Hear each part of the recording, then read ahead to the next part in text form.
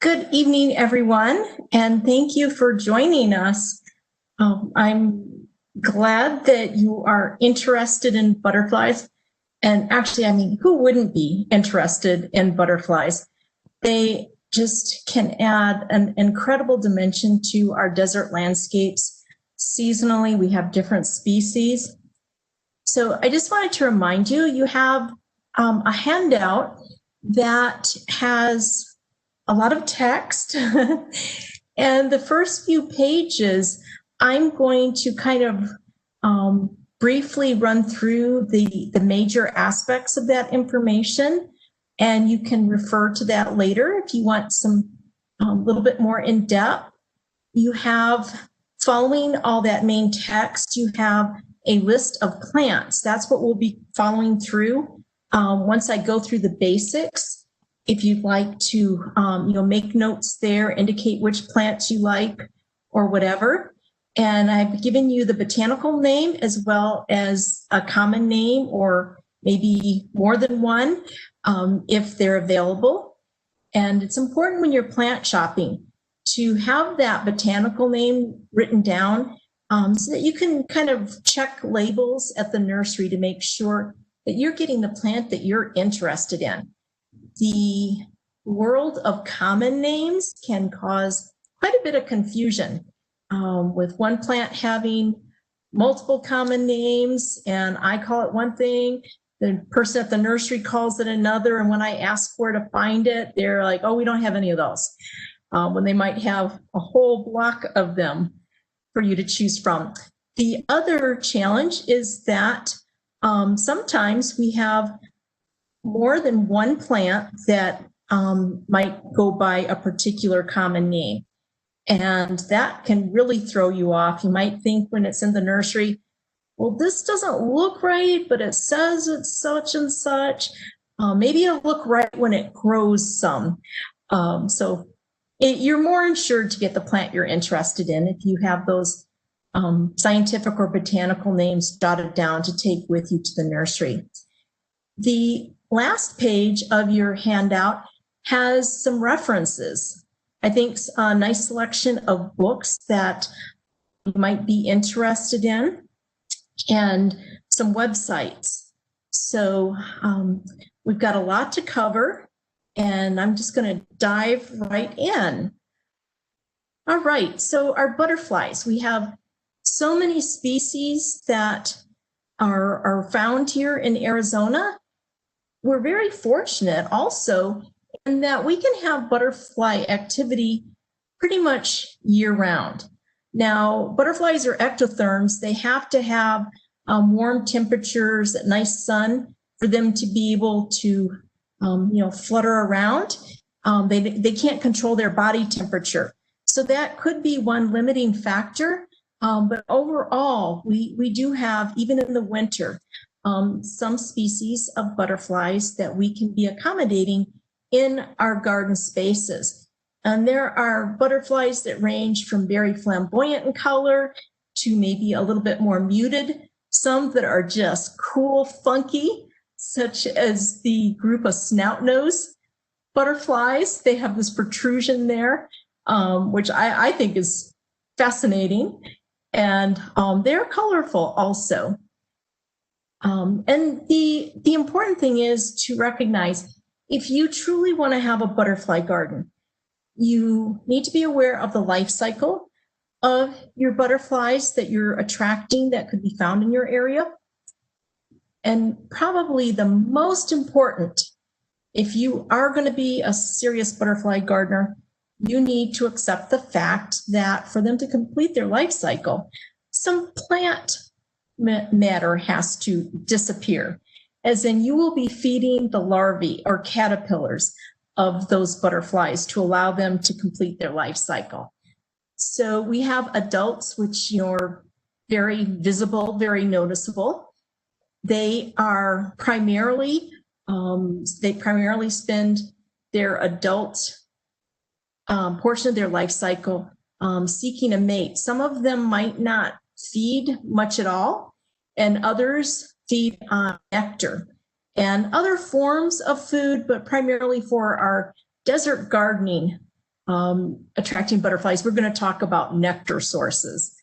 The female, once she has mated, will lay eggs, which are generally very, very, very tiny.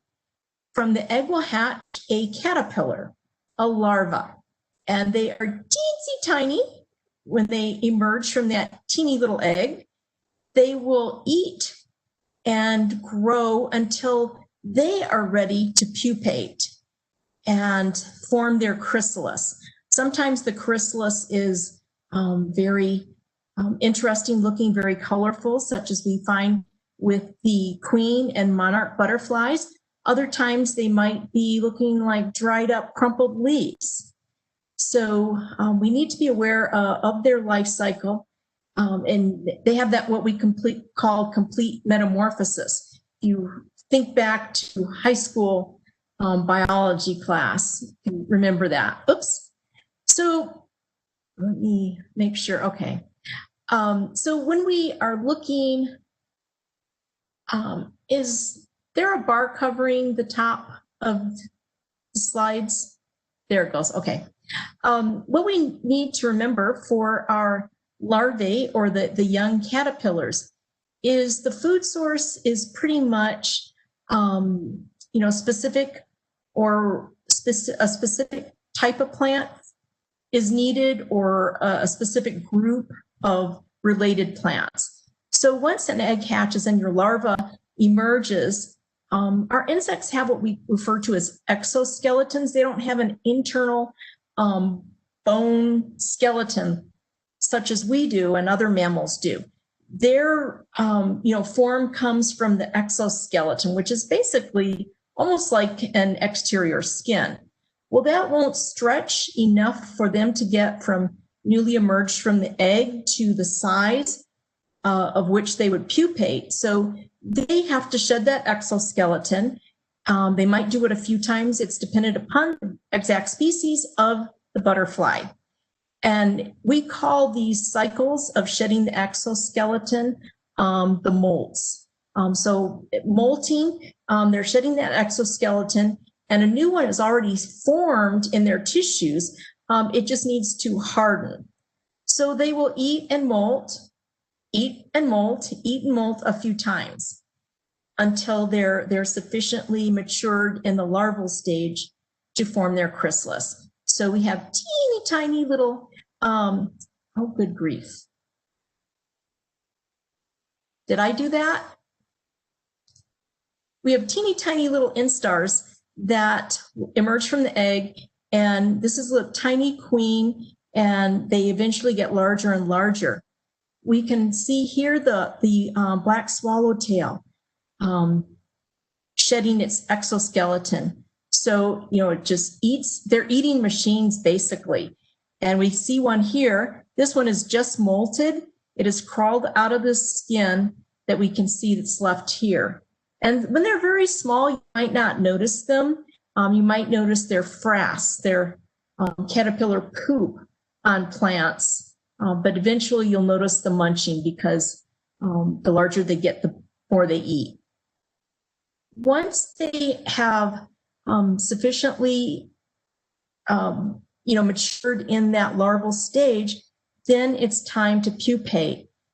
This is a monarch, and generally we refer to preparing to pupate.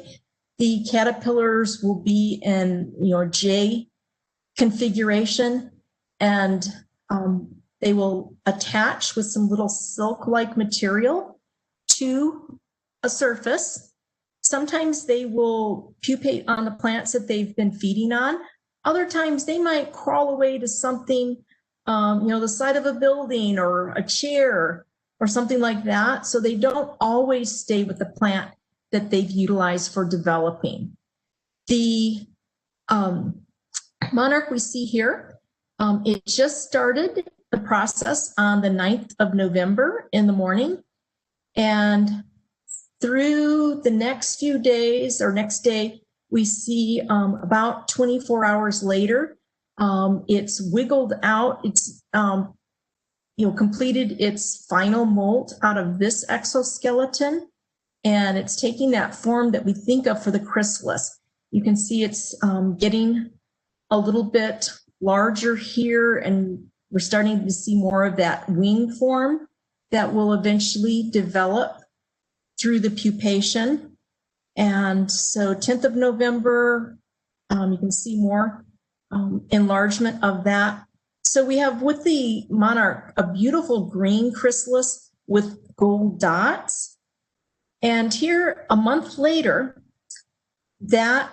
or about a month, a little over a month later, that adult is ready to emerge. It is totally changed in form to what we recognize as the adult. You can even see the casing here becomes translucent. You can even see the colors of the monarch as it's getting ready to emerge.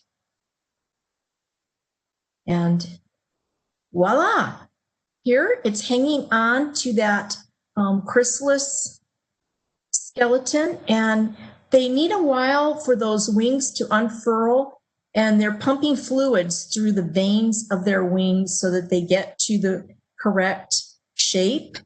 And that's a very vulnerable time for them. Predators can easily grab them because they can't fly at this state. So, but eventually those wings will puff out and they'll be ready to fly away. So this is just an example of another chrysalis that butterfly has emerged from.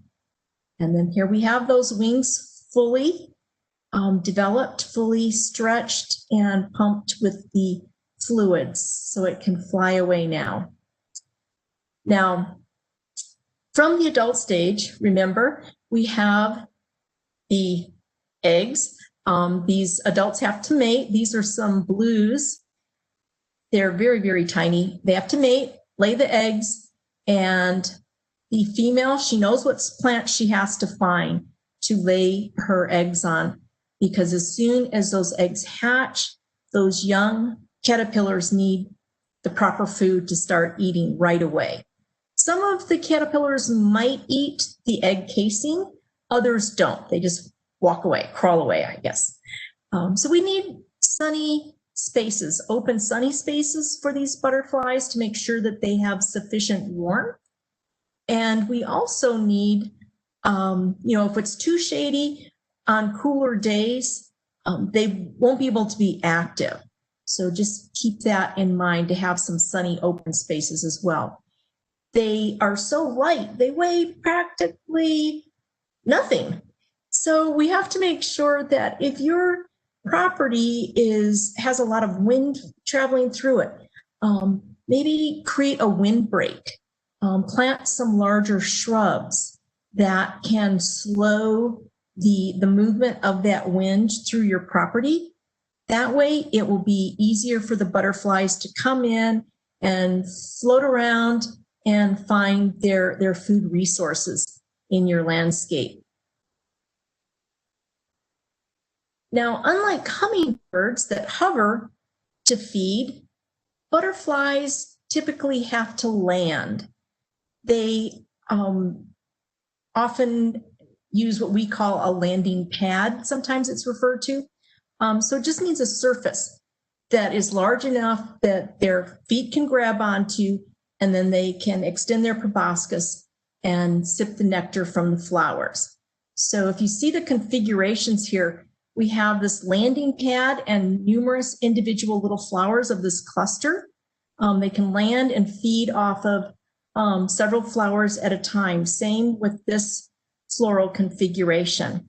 With our composites or daisy or sunflower relatives, they are actually numerous individual flowers in this head.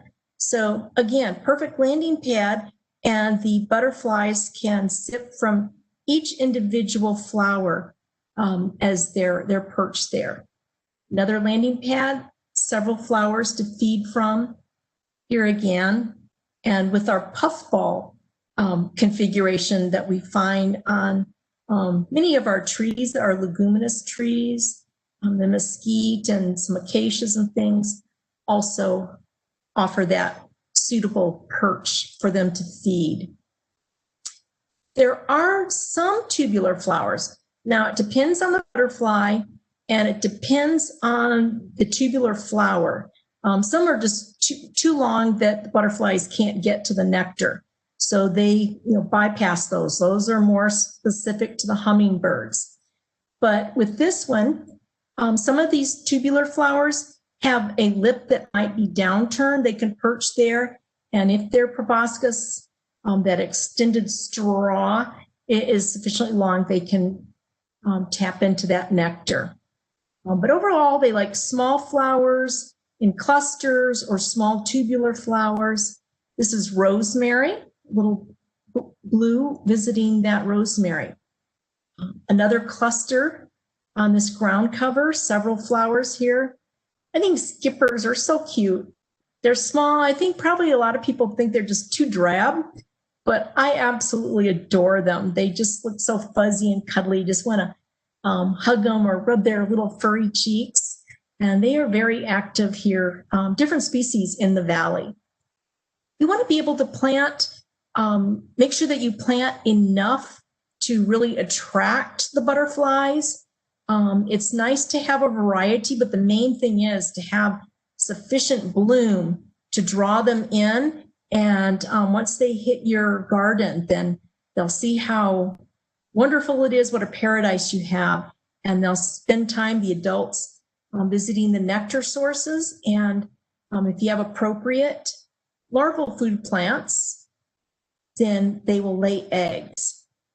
So here's just a wonderful spring garden. There's several different types of perennials and shrubs in this garden. Peak blooms in the spring, but there are also plants within this landscape that offer nectar basically at every time of the year. And that is the best arrangement of plants for your garden. Butterflies don't drink water like we had bird baths, and that's not the most suitable for them. They have a need for minerals as much as the moisture, and butterflies will be active in puddling. So if you have a wet spot, which could be a little dish, shallow dish, such as this one, in that cute little heart-shaped dish, it's filled with sand and has a little grid here. You can put some water in it to keep that sand moist. And especially the males need these minerals to able to why is it the only thing I can think of is pollinate, fertilize the female's eggs. So it's very important. This is just some moist soil, as we have here. This is in a nice heavily mulched landscape, and some irrigation had been running, so there's sufficient moisture left. And this was just an open spot after some water had been applied. A little bit muddy, you can see some of these footprints, but it's ideal for perhaps your butterflies. Butterflies need shelter. They need to be protected from predators and the elements. They also need places to roost overnight or during bad weather. So some of them have perhaps favorites, and others might just look around for something sufficiently dense and accessible, but giving them maybe some low visibility from predators. Now, the young, as I mentioned, they will eat plant material. Most often, the plants are fine. If you have healthy plants, they very quickly will rebound with developing new foliage. And it's not frequently that they will actually kill a plant. That wouldn't make sense for them for survival of the species of insect, the butterfly. So they want to leave a little something for the plants to recover and produce more food for themselves or future generations. So some of our caterpillars might eat foliage. They're eating these leaves here on this pipevine. The monarch eating leaves on a milkweed. Monarchs might also eat young, tender, green developing milkweed pods before they get dry and too fibrous. When it's too fibrous, you know, that stuff gets stuck between their little caterpillar teeth, hard to floss. Okay, now, so when it's time, when a caterpillar is eaten sufficiently, it will be ready to pupate. And as I mentioned, sometimes the monarch and queen butterflies need milkweeds to complete their life cycle. And sometimes they might pupate right on the plant or crawl away to some sometimes far off location. So make sure you've got nectar available year round for the adults through a variety of plants is always the best for good nutrition, and keep these butterflies safe. Even if you're using organic pesticides that can, a lot of these, depending on how they're used or when they're used, can actually harm butterflies. And a favorite product to use for caterpillars, such the bad ones, such as looper caterpillars or maybe tomato hornworms, is a product. It's a bacterium called Bacillus thuringiensis. Well, that will just as easily kill the caterpillars of desired butterflies. So always be very, very cautious in using any kind of a pesticide. It's better to just let nature take care of bad insect species or populations. We can depend on beneficial insects such as these wonderful lady beetles or other insects that are definitely around and about in the valley. Now, I am going to speed through a whole bunch of plants. It was impossible for me to pare down the list. So I'm going to attempt to get through as many of these as we can this evening. But if I do run out of time, you have your handout. And I'm not going to spend a lot of time on any of them, but you do have a list of resources that you can get information about them if you're interested in having those plants in your garden. I'm going to start with the nectar plants. Some plants offer nectar to the adults. They're an adult food source. Some plants only provide food for the developing caterpillars, the larvae, the young. There are some plants that accommodate both adult and young. But I'm going to start with our nectar plants, and we will look at some larger forms, some large shrubs and trees. Now, this bee brush is fabulous because it has a super long bloom period that ranges from typically early spring to late fall. It is graced with these tiny, delicate looking white flowers. They're very sweet smelling, by the way, and these are great for a good variety of different butterflies. Here we see a blue, a queen, a painted lady. You'll get all kinds of different species of butterflies visiting to sip the nectar, as well as hummingbirds and pollinator bees. Duranta erecta, skyflower. This is a large shrub that has a bloom period primarily through the warm season, as with the bee brush. The flowers develop in kind of sprays, these elongated clusters.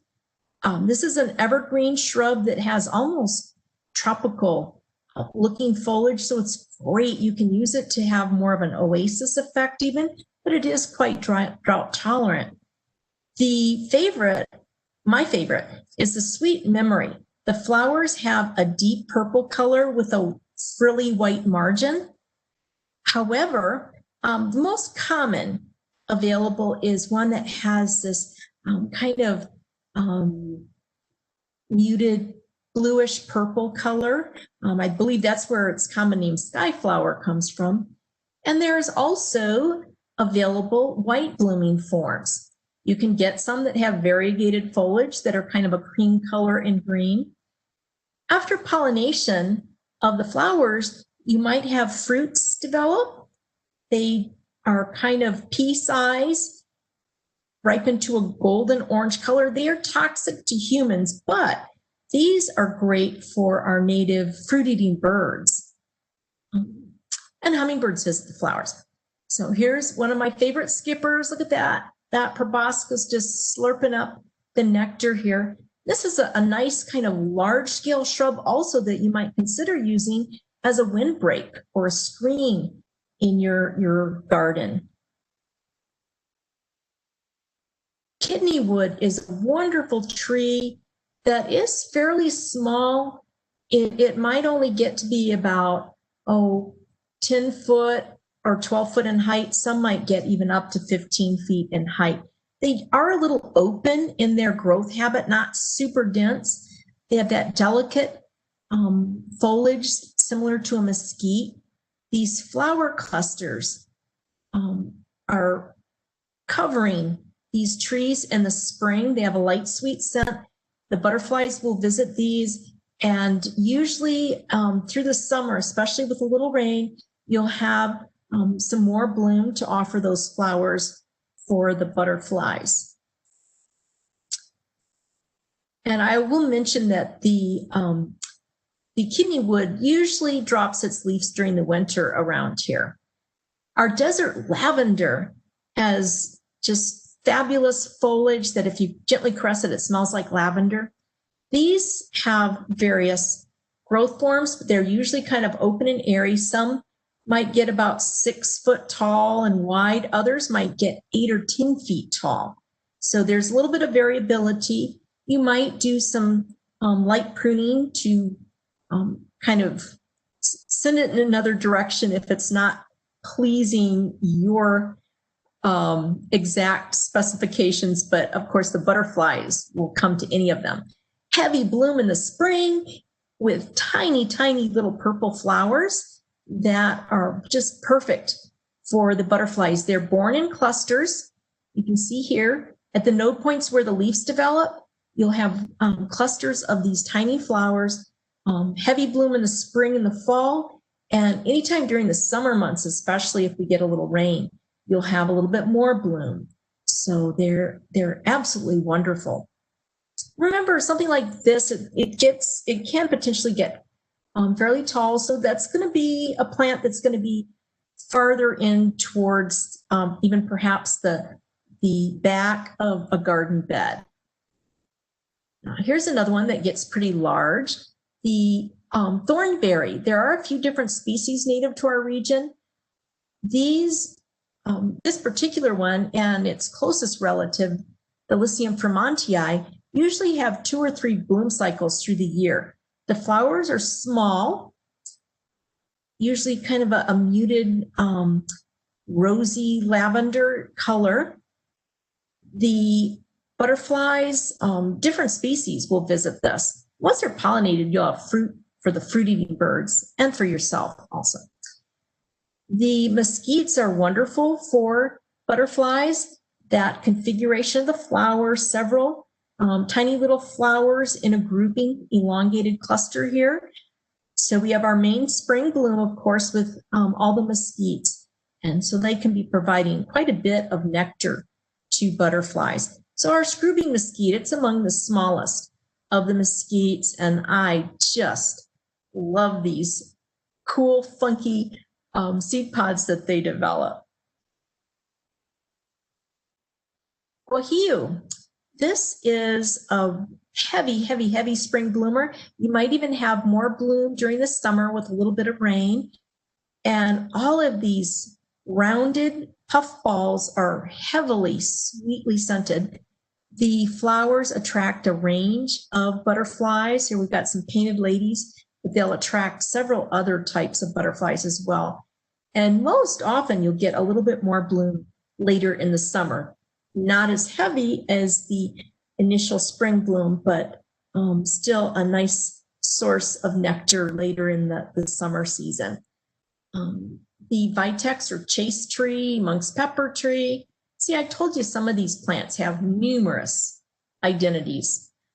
They are heavy spring bloomers with some successive lesser bloom through the summer months. The flowers are sweetly scented. They are tiny, born in these real elongated clusters.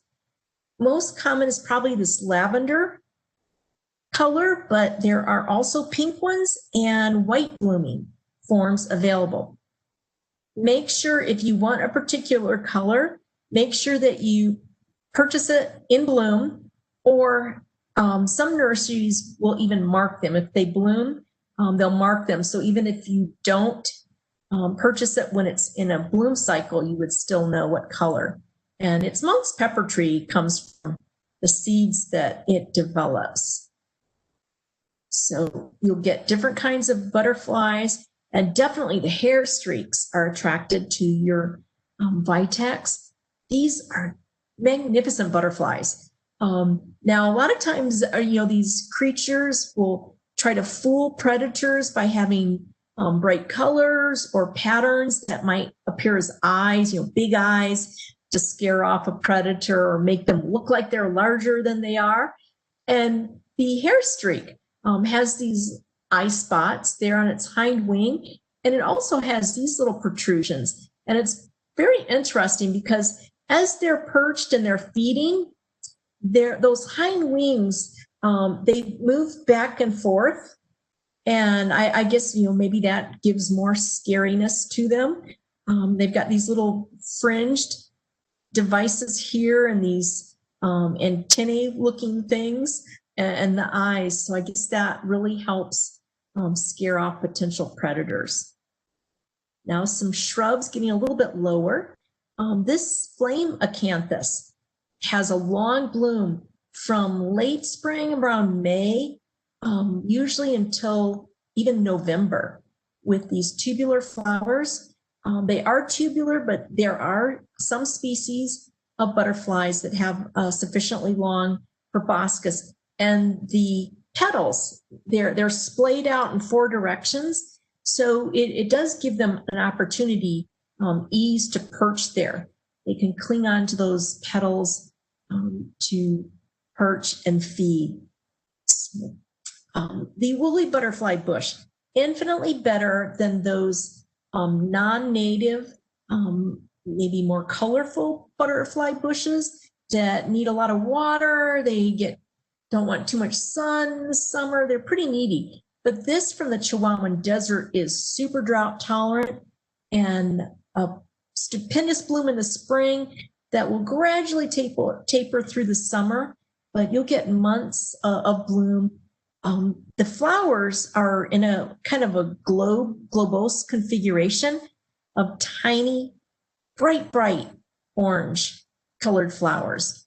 So they've got their landing pad, they can perch and sip nectar from all these different individual flowers. And it doesn't really travel through the air, but these are really sweetly scented.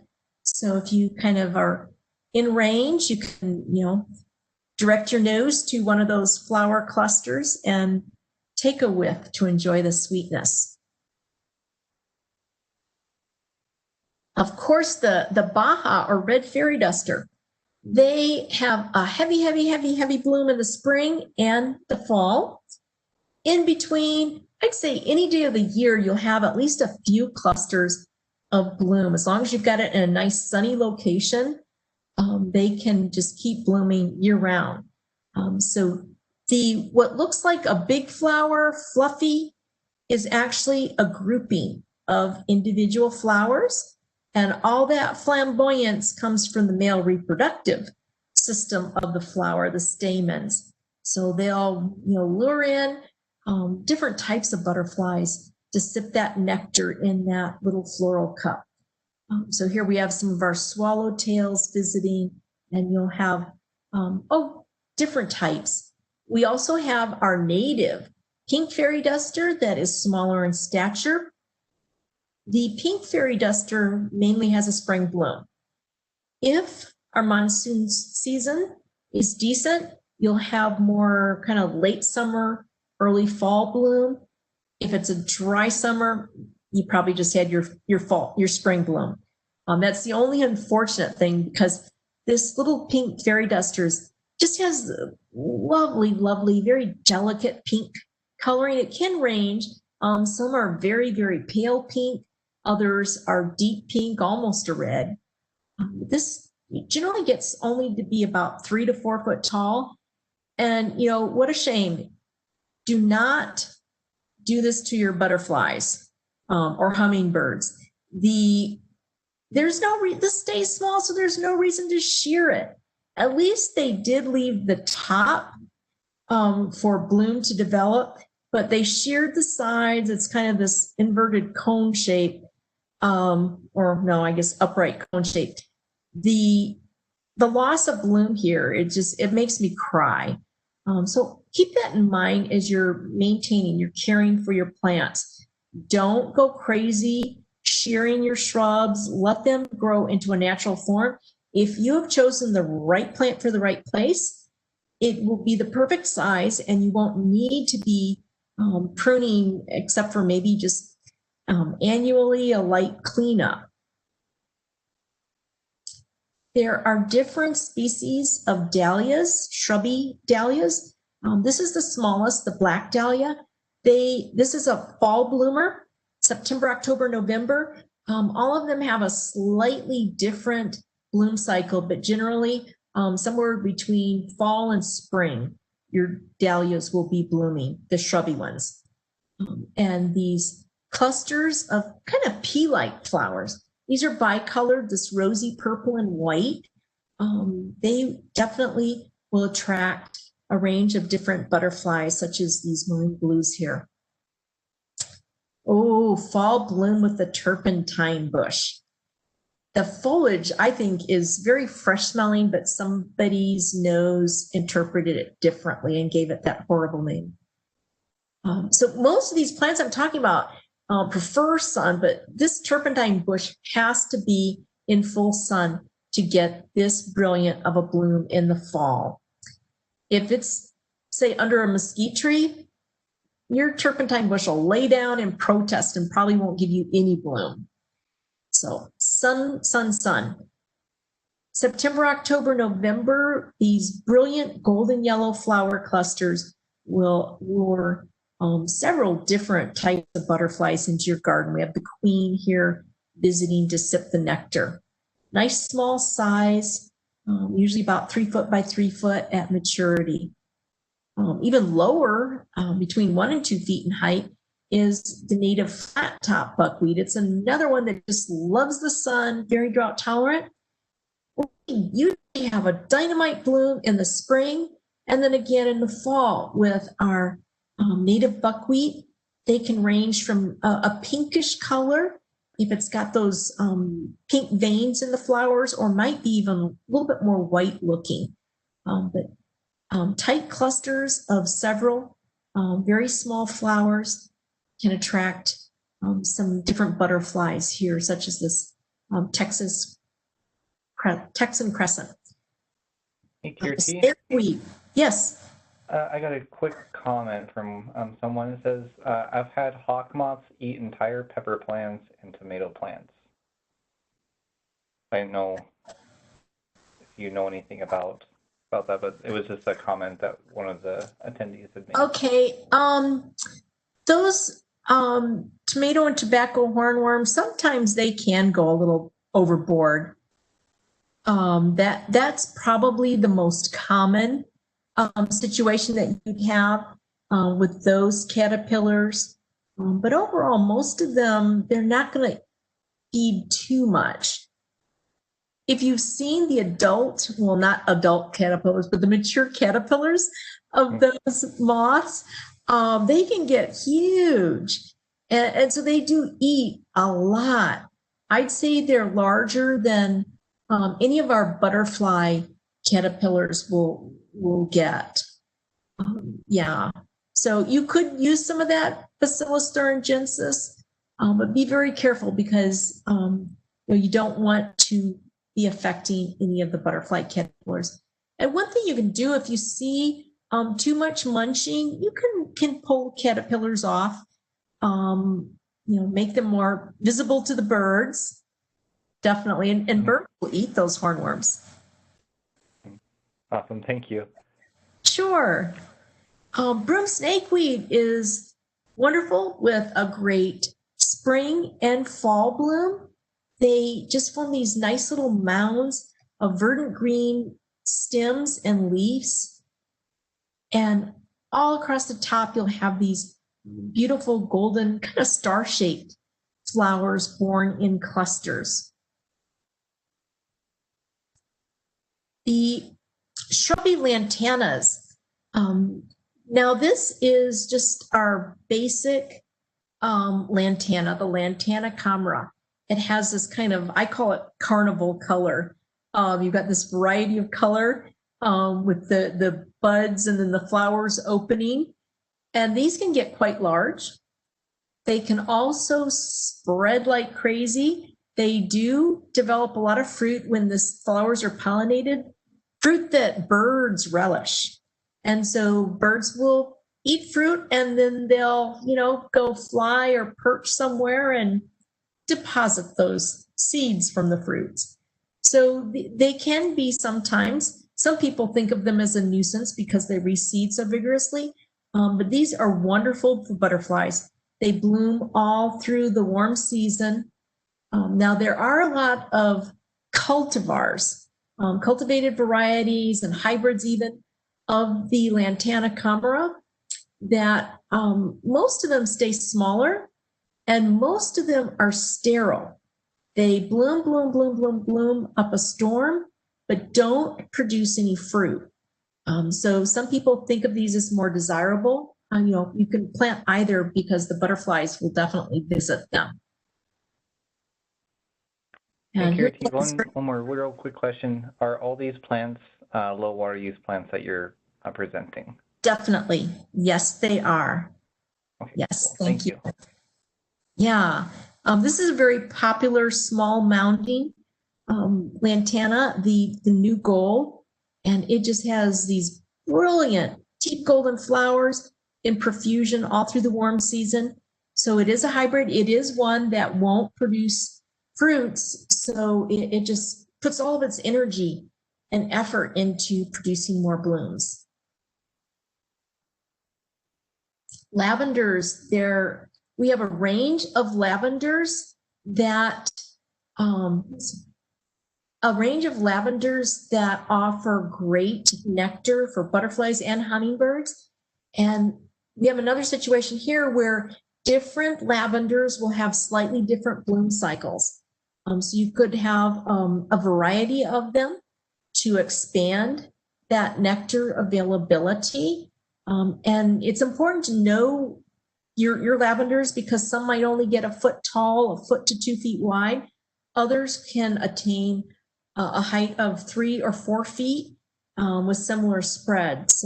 But in general, all of your lavenders have to have a super well draining soil and they need a lot of sun. So these, you have these clusters, this little, kind of an elongated head here with individual tiny little flowers that offer a lot of nectar. Some more, different types of lavenders. I find the French lavender and sweet lavender are amongst the easiest to grow, a little bit more forgiving of drainage than some of the others. But I would suggest, trying any of them. Now, here is one, the fernleaf lavender. You can see its foliage, how it gets that common name. Now this is one, it smells a little different and it tastes a little different. So in spite of that though, it has, if we don't get really cold in the winter, it has the longest bloom cycle of any of the lavenders. They can start blooming in October in the fall and continue, if it doesn't have a freeze, through March or April, sometimes even into May the next spring with these delightful deep purple flowers. So here we have some different, a range of butterflies here. The queens, we've got some, painted lady visiting, and the pipevine swallowtail. You get different butterflies visiting. So long blooming, if we don't have a bed freeze in the winter, that will stop the bloom. This is also the only lavender that could suffer damage with a freeze. Sometimes if we get down to maybe 20 degrees, 19, 20 degrees, they could even die. The other lavenders don't even bat an eye at those temperatures. So here is a hibiscus relative that's kind of cool. This is the widest the flower opens. Hummingbirds really visit this flower, but there are some of our butterflies that have a sufficiently long proboscis that they can also indulge in some of the nectar, such as this cloudless sulfur. The autumn sage, the tubular flowers, they're not very long. If you look at the length of that tube, they're not very long, and you've got a perfect, attachment with the lower lip of these flowers. The butterflies can grab onto that perch and sip the nectar. With the autumn sage, you have a range of colors from reds to pinks and corals to even white blooms. Doesn't matter to the butterflies.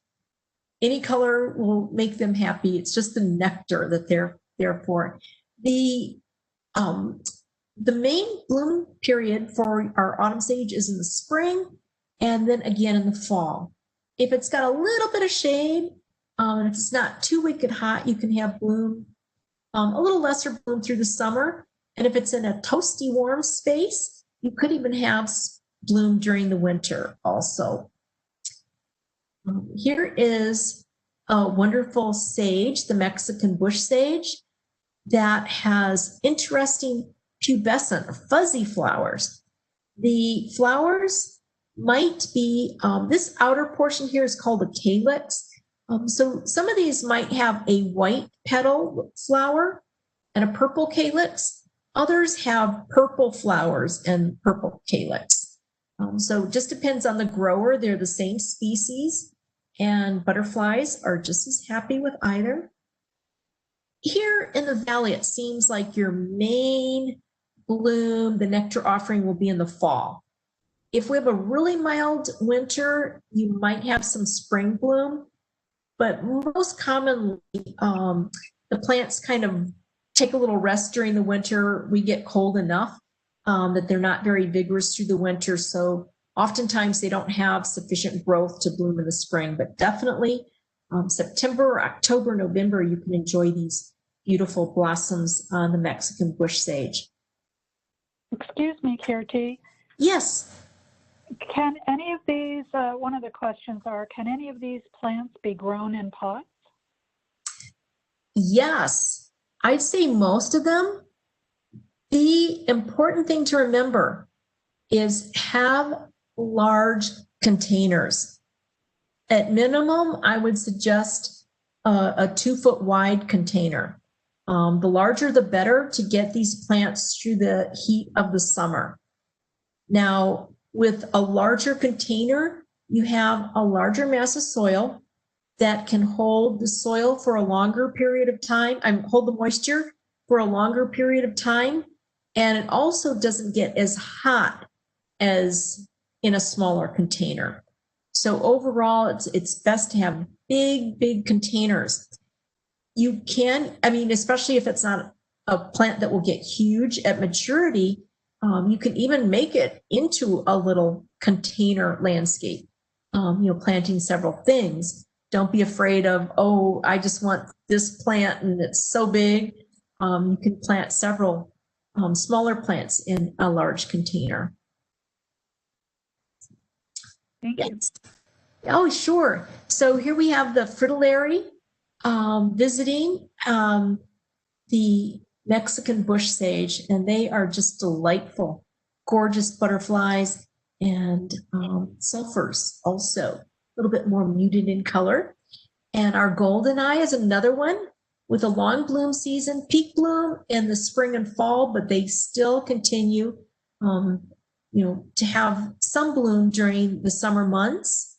These daisy-like flowers, perfect landing pad, offering a good amount of nectar. And these checkered whites, they use this. The adults will visit for nectar, but also it's a larval food plant, so they will lay eggs as well, and you'll have these colorful caterpillars feed on the vegetation mainly. Now some perennials, the butterfly mist, ageratum. These have beautiful, delicate, kind of pale lavender pink flowers that are most abundant in the spring to early summer. And our desert marigold blooms practically year round. I'd say at most it takes a brief rest in the middle of winter, but they're just so drought tolerant, sun worshiping, and they attract the skippers. Beautiful blooms. Chocolate flower is another one that can attract different species of butterflies. They bloom from the spring right on through, usually even through November, with these delightfully sweet chocolate scented flowers. Now, the mist flower, these flowers look so similar to the ageratum, but the foliage is very, very different. And they have a slightly different bloom cycle. The mist flower will usually start blooming, really getting into it kind of early to midsummer and then bloom on into the fall. So their blooms kind of spread out a nice amount of nectar time if you want to have both of these in your garden. So there's one of my favorite skippers. And in the fall, oh my gosh, queens especially will be all over this mist flower. It's just almost magical. If you have a patch of this, and this can, if it has moisture, not just right at the central base, but a little bit outside of that, they can spread by underground runners. And if you get a nice patch of these going in the fall, you will have so many butterflies, especially so many of the queens visiting.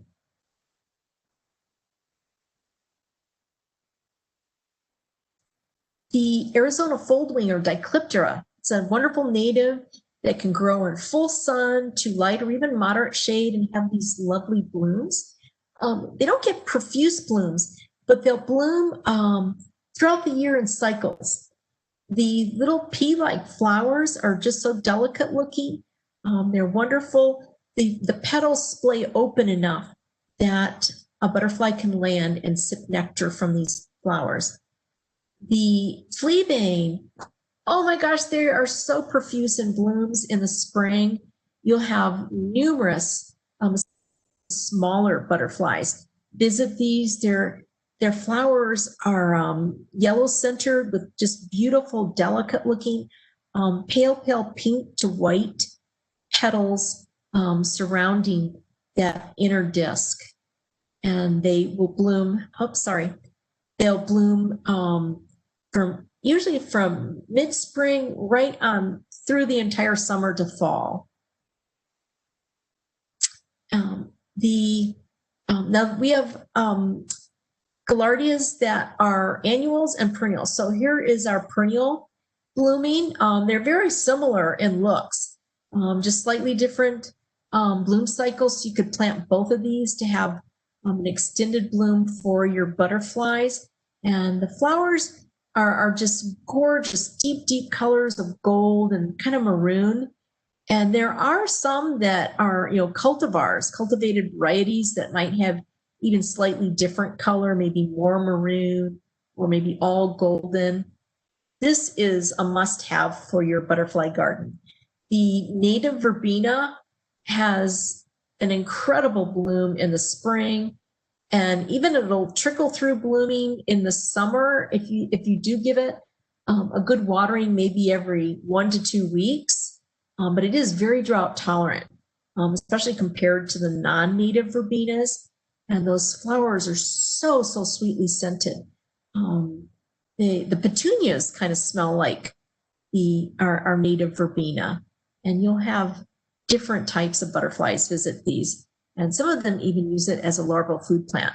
Now, this is a cool season blooming, beautiful red flowered red justicia. The plants do not fare well in full sun here in the valley, so I do recommend during the summer months that they get some midday or afternoon shade to protect them. And Blackfoot daisies, this is another one, sweetly scented flowers that blooms almost year round. They're just so delightful, and you'll just have butterflies gracing them through most of the year. Very, very drought tolerant. They will not tolerate poorly draining soil. They'll just rot. And primarily spring blooming cone flowers. You might have those with these big ray flowers that are all yellow or bicolored, or even totally this kind of maroon or burnt orange color. So, all the same, and the butterflies will be attracted to any of these, and they will land, and these are individual little flowers in clusters on this cone structure that they will derive the nectar from. And here is an aster that is just fabulous. It has the most delicate pale pink flowers. In the fall, the range of butterflies that will visit these plants is wonderful. Now, I do just want to mention some of these plants, they're a little lesser known. You might need to hit some of the plant sales at our botanical institutions. Here in the valley, the Desert Botanical Garden, Boyce Thompson Arboretum. Take a little drive out towards Superior, and even the botanical institutions down in Tucson also. So a lot of these gardens, they grow things themselves that you really wouldn't find at just a general nursery. But otherwise, I recommend looking to our local nurseries more so than the box stores, because they really do feature more of the appropriate desert adapted plants for us in our gardens. Here is a great fall bloomer. September, October, November, these brilliant golden yellow small marigolds will top this wonderful plant that's very aromatic and tasty. Smells kind of like licorice. And the flowers, you'll get skippers, my favorite, and other butterflies visiting these as well. Just don't be surprised. This flower will usually die back to the ground during the winter and resprout around mid or late March.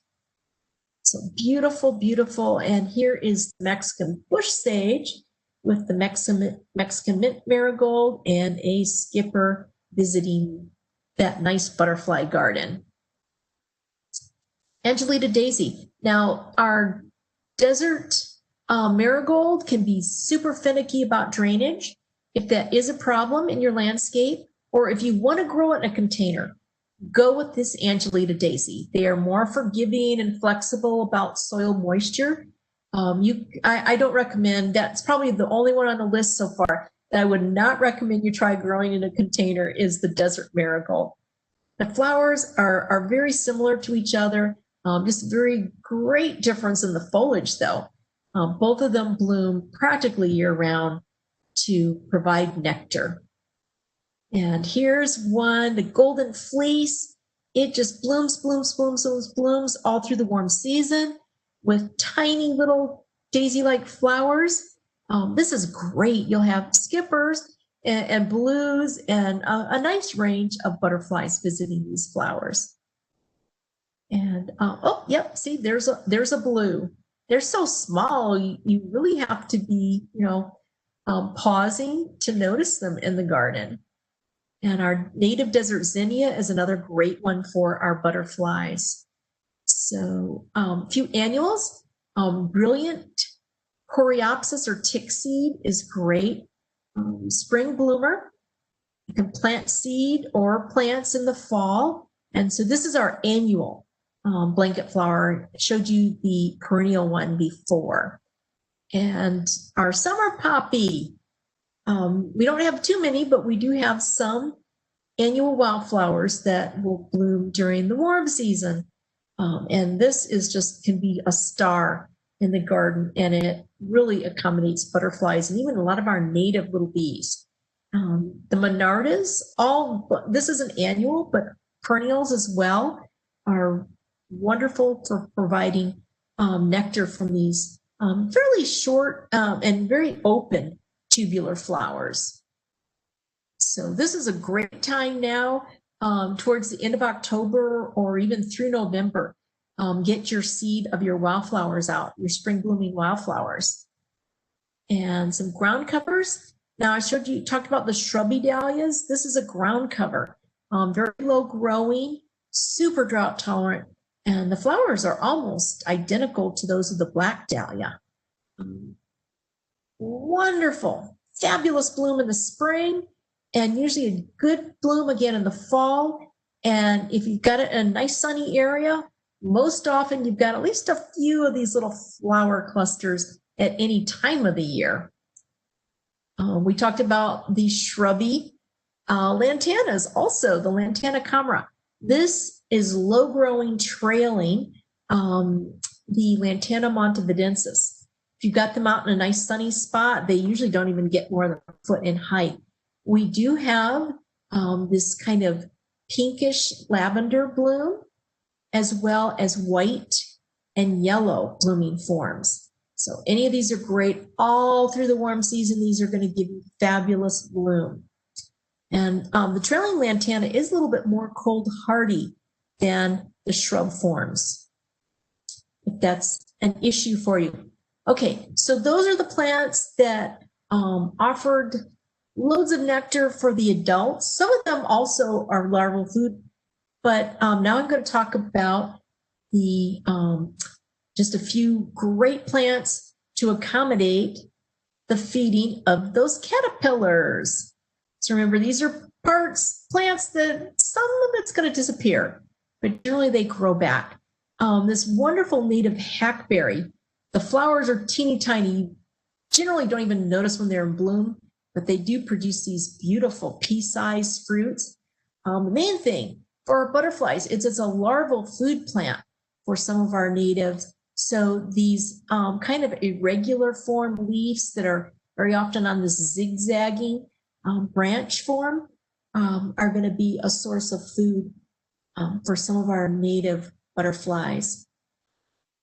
And oh my gosh, one of my favorites. Yes. Sorry to interrupt. I forgot to give you the 7 o'clock reminder, but it's 7:06.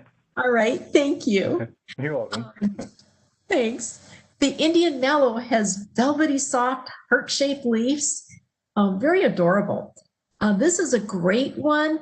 You really don't have the adults visit the flowers for any nectar. This is a great one, though, for our native little tiny native solitary bees, the flowers. But the Indian mallow or superstition mallow is a larval food plant for our Arizona powdered skipper. So this is a skipper that lays its eggs, and then the caterpillars just get nice and plump until they pupate and complete their life cycle, metamorphosizing into the next adult. We have to have milkweeds for queens and monarchs. Our desert milkweed is so drought tolerant, so sun worshiping. Do not put this plant in any shade. It has to be out in all day exposed sun to give you these fabulous forms of these upright, numerous, almost leafless stems. It's very sculptural in its form. The flowers are funky, just like any of our milkweeds. Very unusual form. But the flowers, they provide nectar for the queens and the monarchs.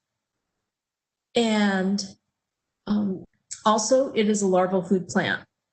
We have a new growth, the very tips of the stems with new growth. You have these slender, almost thread-like leaves that develop. They will drop as soon as the soil dries out. So they're not present for very long. If caterpillars eat them, no big deal. They're not going to be there for much time anyway. Caterpillars might also munch on flower buds or flowers. Who cares? These bloom all summer long. And they might eat on very young developing seed pods while they're still kind of soft and green. But all these plant parts can easily regrow.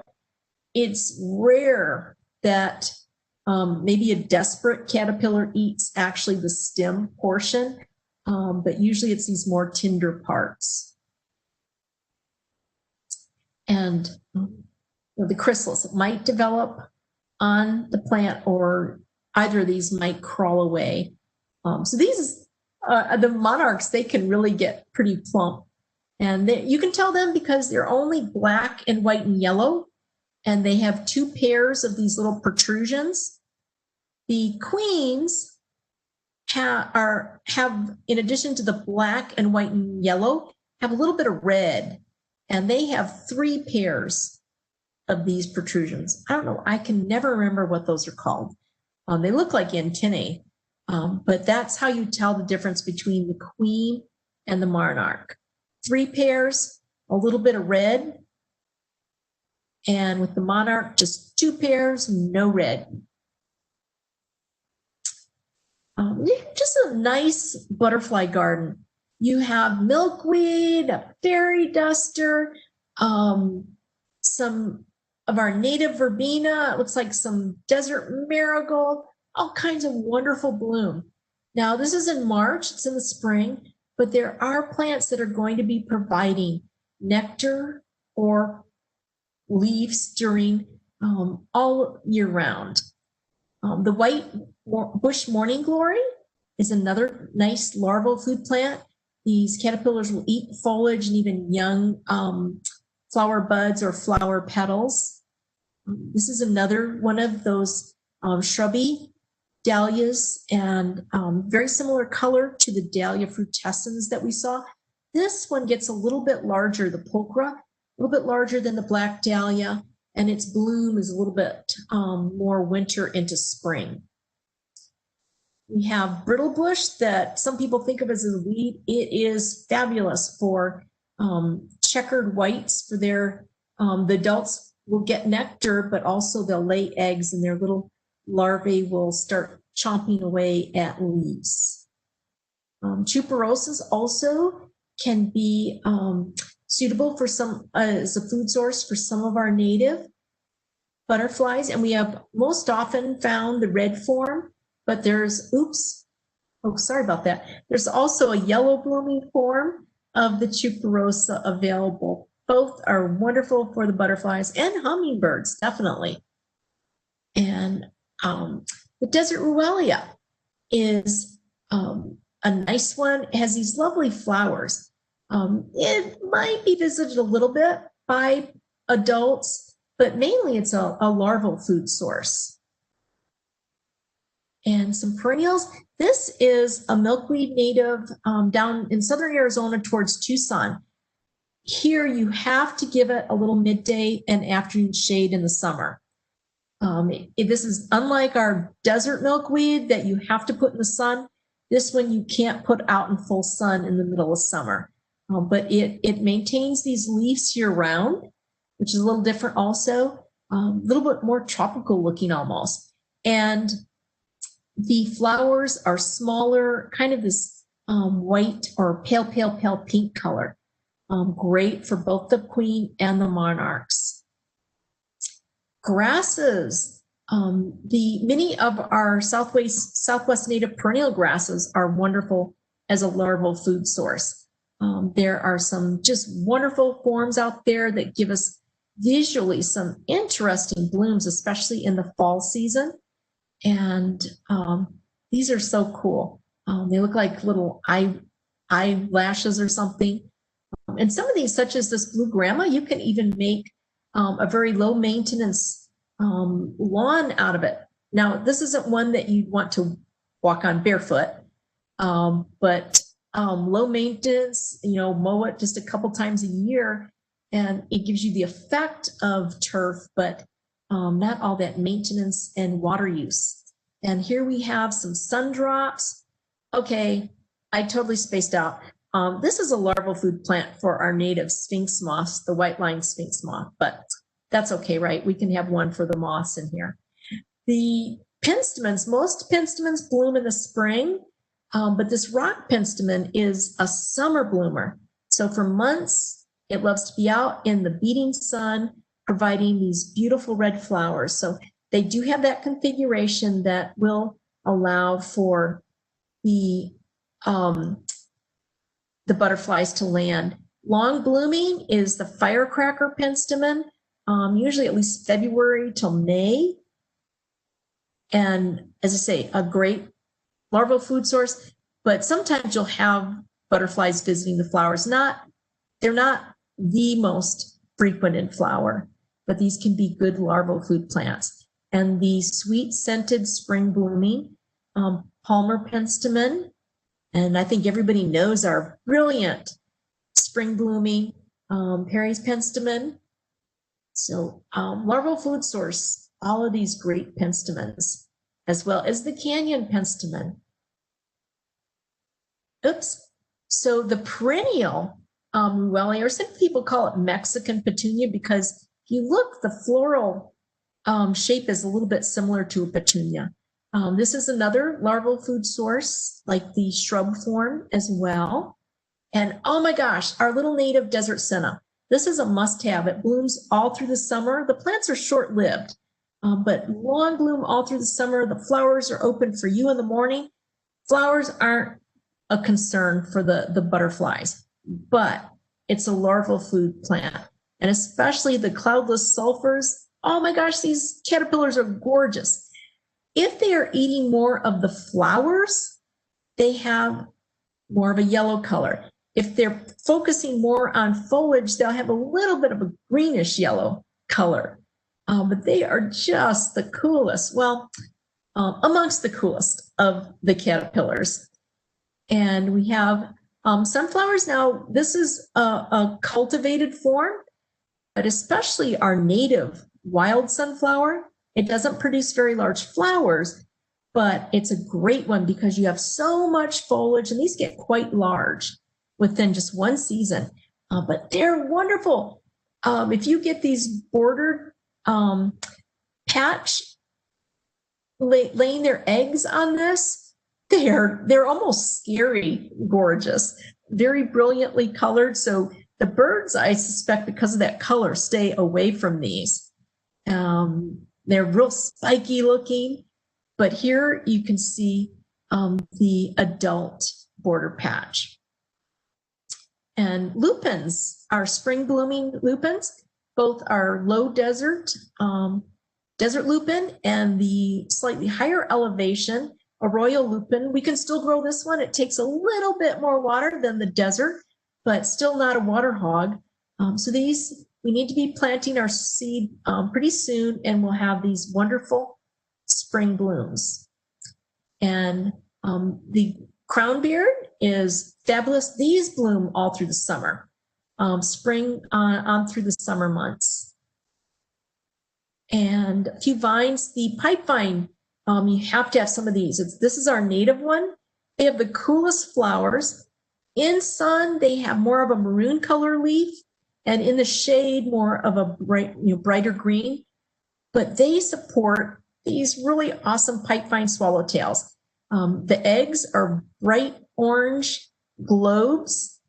Here's a hatchling, first instar, and then they get larger and larger. They look like they have little, clown hats or something on, but they are just magnificent. And here it is starting to pupate. Now these make a sling out of this kind of silken thread. And you'll notice them, they're kind of hanging like a J at first, and then they make this sling. So they're connected at the end with that silk-like material, and then they make a sling for themselves. And the swallowtails just for defense, have this interesting feature where if they feel threatened, they'll pop out these horn-like little orange feature, the osmeterium, that give off kind of an odd scent. But this is the chrysalis, so very different from a queen or a monarch. It looks like a dried up leaf, and some of them, they'll be different colors, even individuals. So very, very interesting. And the passion vines are larval food source for our swallowtail, the Gulf not swallowtail, I'm sorry, the Gulf fritillary. And they are gorgeous, kind of orange on the outside, upper wing surface, and below it looks like somebody painted these wings with silver. Very delicate designs. The eggs, they'll usually not lay in clusters, but individuals here and there on upper or lower leaf surface. And once the egg hatches, the young will start eating. They'll eat molt. And here we see the molting process. This one, he's almost finished climbing out of his old exoskeleton, climbing out of his skin. You can see it left behind here. And they even pop off their head. Sorry, I lost my head. To me, it's just amusing. And when we take time in our gardens to observe these life cycles, it is just thrilling. So here he's kind of like, I think, saying a little prayer that he doesn't get eaten before his exoskeleton dries. But there's the old head. And here, so they'll slightly change in color. And this one, it's getting into that J position to pupate, attached here. And this is what their chrysalis looks like. So very different. So we have a range of passion vines that are great for them. This is native in southern Arizona, the Mexican passion vine, and it has very small flowers. Some people say they smell like mothballs. I think they smell kind of cool. Anyway, but here you can see they've one pupated there on the branch of a tree. So you can find a lot more information. Some of you might be familiar with this booklet, Landscape Plants for the Arizona Desert. If you go online and you have this website on your handout, the very last page, AMWA, Arizona Municipal Water Users Association website, they have this booklet online, and you have so many more examples, photographs of the plants that are just so alluring. You can also use a search feature there to kind of weed out plants or narrow down the plants that are what you're interested in. So I really encourage you to use their website. It's a great tool, and a good many of the plants that I whizzed through this evening are found on that website, and others you can find information on some of those other resources. But thank you so much for joining us. And your head's probably spinning, but I just really wanted you to see what range of desert adapted plants we have available that can be utilized to create the most magnificent butterfly oasis here in our Sonoran Desert. So thank you all. Awesome. Thank you, Kirti. We do have a question here. How far do you recommend placing a butterfly garden near a vegetable garden? They can be, adjacent. You just want to be careful, make sure that you're not using any chemicals that would harm any of, butterfly adults or caterpillars. But I would think if it's your vegetable garden, you're probably going to be limiting the use of chemicals anyway. Perfect. We got a lot of kudos. Wonderful, enjoyed this and your class at the MG2. Thank you, Kirti. Very informative. This was wonderful. Thank you. Someone said, could you mention the website again? Oh, yes. It's the website of Arizona Municipal Water Users Association. So it's amwua.org. And that is listed on the last page of your text handout.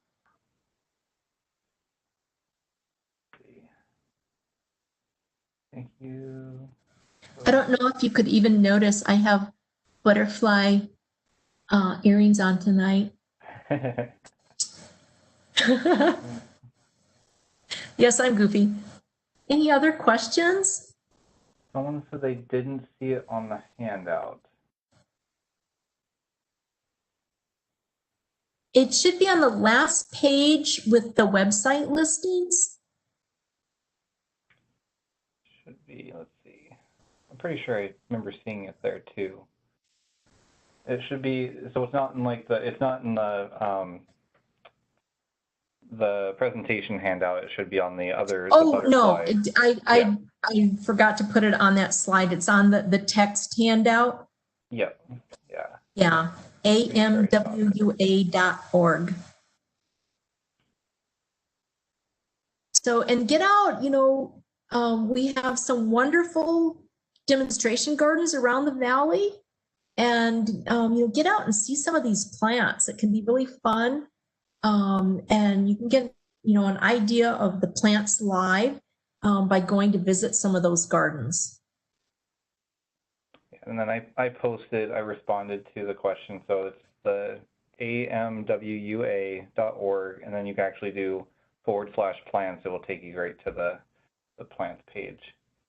But thank you, Kirti. I don't see any other questions here. Let me just double check again. Let's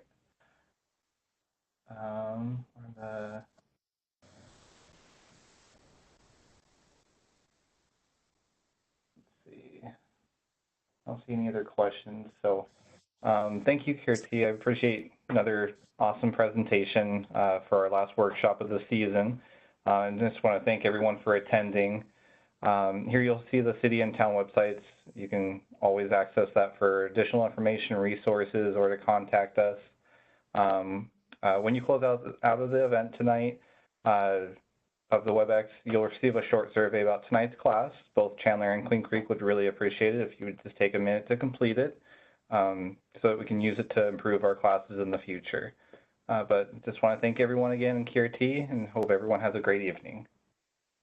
Thank you, and I hope you're all enjoying butterflies in your gardens. Bye.